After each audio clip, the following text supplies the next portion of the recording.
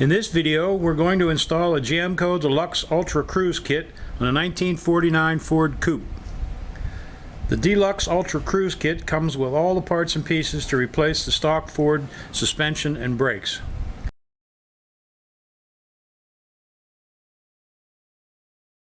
The kit includes custom coil springs, upper and lower tubular control arms with ball joints already installed, custom drop spindles, and late model disc brakes, as well as all the hardware.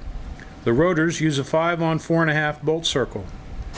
New shock absorbers are included, and the control arms come with the cross shafts already installed. No cutting or welding is required, but we may have to break out the hot wrench to remove the original coil springs, as this chassis does not have an engine installed, so there's no weight to compress the coil springs. We've also removed the front sheet metal for better access, but this is not required. Let's take a look at the stock 1949 front suspension. The 49 Ford was designed with independent front suspension using coil springs. Prior to 1949, Ford passenger cars were equipped with a straight axle and a transverse leaf spring. The new suspension design consisted of an upper wishbone, control arm, or A-frame, depending on what you want to call it, a lower wishbone, a coil spring, and a shock absorber that ran through the center of the spring. An anti-sway bar was also included.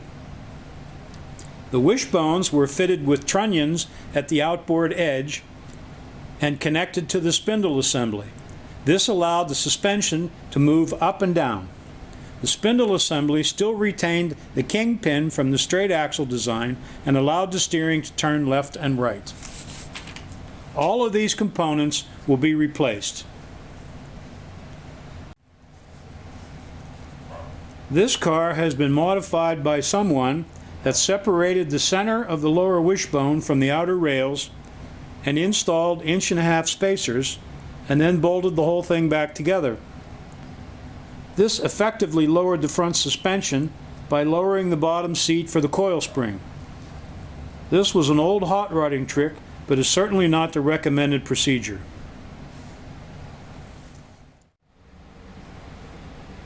Let's get started. We've already removed the brake drum and the backing plate assembly from the spindle. This will make the job easier later on. First, we'll remove the anti-sway bar. The stock bar does not work with the new suspension. A modified sway bar setup is available.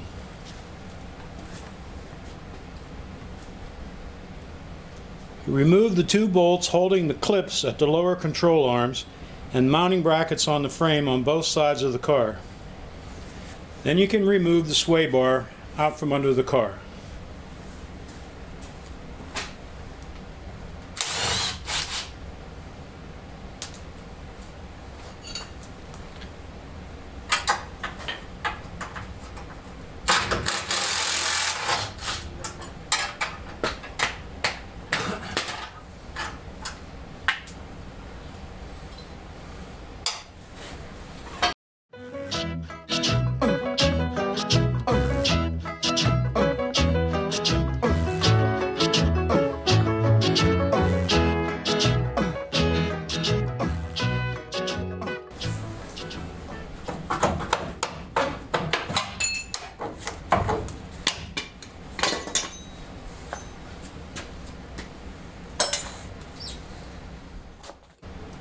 Next, we can get the shock absorbers out of the way. The dose of PB Blaster goes a long way on these old nuts and bolts.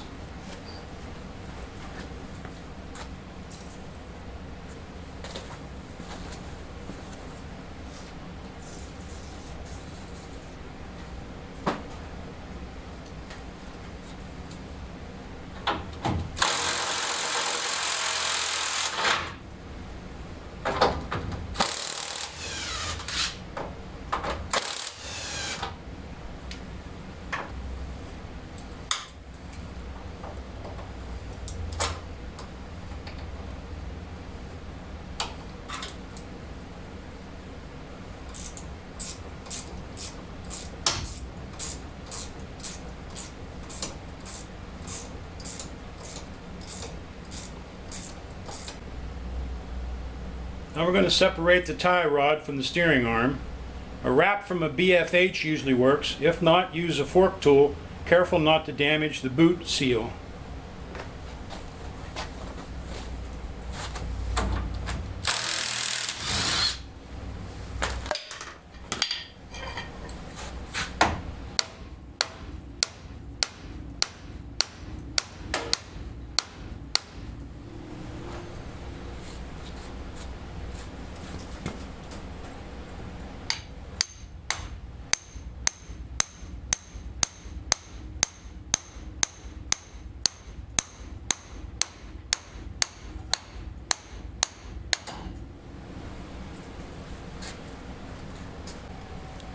I'm going to move the safety stands to support the chassis and let the suspension hang. This is where a hot wrench is handy. We can cut the old spring to remove the energy stored in the spring. Having the engine in the car would help compress the spring, and you can use a spring compressor to keep the spring compressed. The springs store a lot of energy and will fly out at you, so be careful here.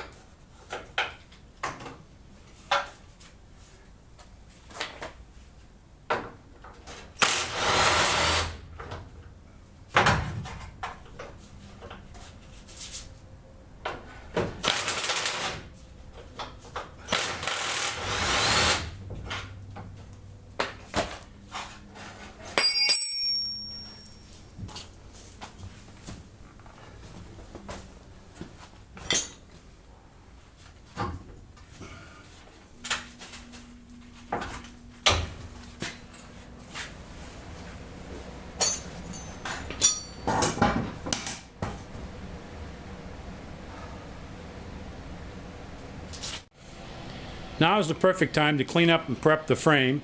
Get things painted nice shiny black or whatever color you choose. Work on your brake lines and make sure and check the steering box mounting bracket. There have been cases where the rivets holding this bracket come loose and allow the steering box to move. If yours is loose, get your welder out and tack it back in place. Let's see what's in all these boxes. This box is marked front 1949 Ford -1 inch. So these coil springs would lower the front ride height by 1 inch. And they're custom tailored to the car based on the weight of the engine that you're going to use.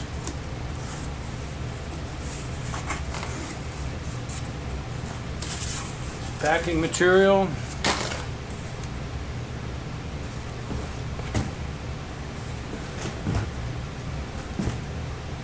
This coil spring says driver's side only.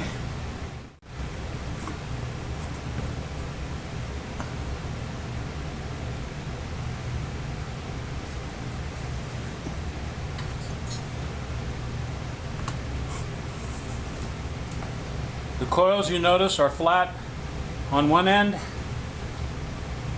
and have a wound coil on the other. The flat end goes up into the frame. The wound end goes into the lower A-frame.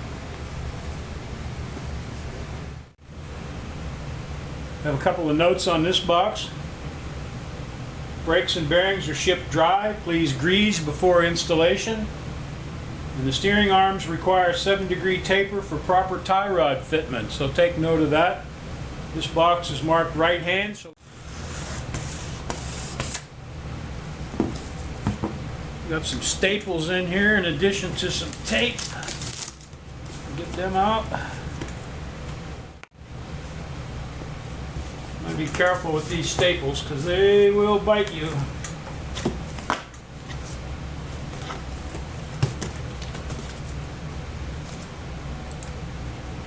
Okay.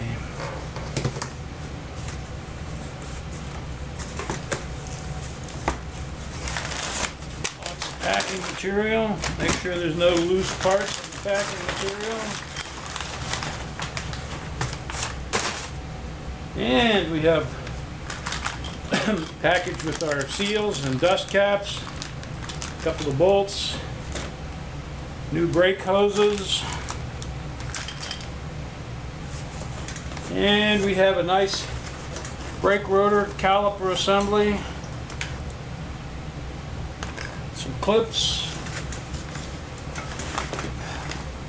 all fastened to custom spindle.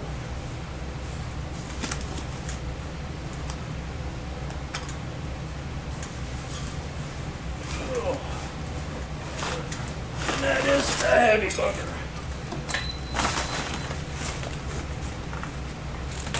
Check the rest of the box later for more parts. Here we have a nice forged drop spindle, caliper, backing plate,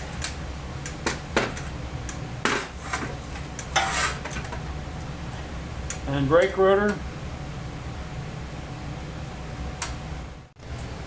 So we have two more boxes. We have another one marked left front, which has the brake assembly and spindle in it, just like the right hand. And then we have this box that should contain the suspension parts. We'll get it open. Again, things appear to be pretty well packaged. A lot of packing material. Here we've got an upper control arm with the ball joint already fitted, cross shaft fitted, powder coated, nice shiny finish. Looks like good quality work.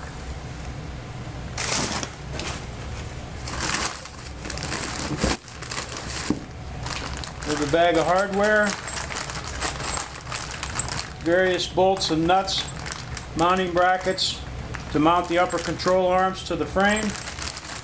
What looks like might be instructions. We don't read these till the job is done.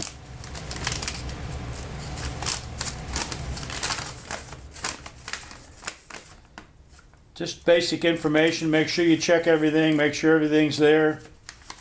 If you have to contact, instruction sheet on how to mount the upper brackets and the upper control arm. Nice pictures.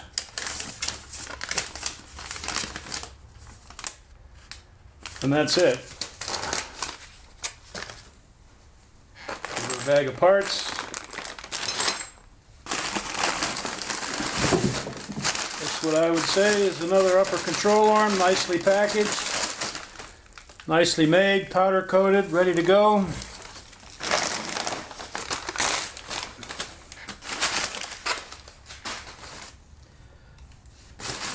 That's a washer from the shock absorber.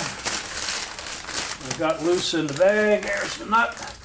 We put that back together so we don't lose it. These shocks are custom made based on the length of spring that you choose. OES Spectrum shock. Not heard of it, but gas shocks.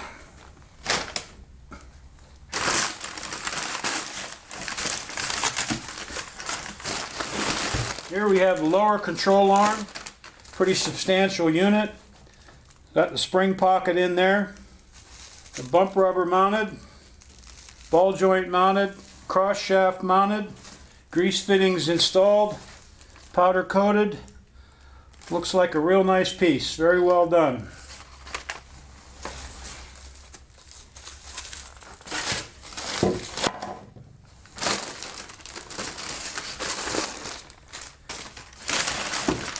More packing material. Got another shock absorber wrapped up here.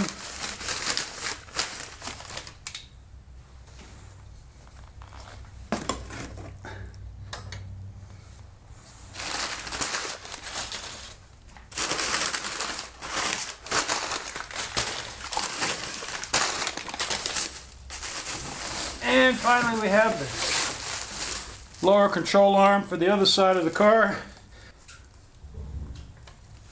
I would imagine that we'll find out that this tab goes towards the front of the car. That would probably be where your modified sway bar mounts. So this is more than likely the left side lower control arm. And the other one would be the right. And that's it.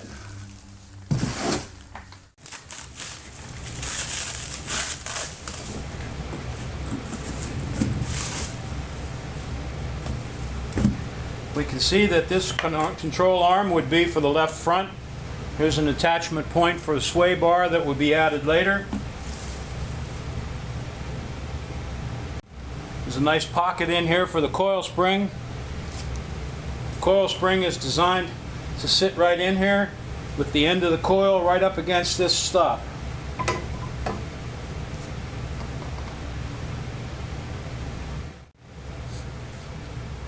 This piece of rubber here is a piece that you'll find on top of your original equipment spring.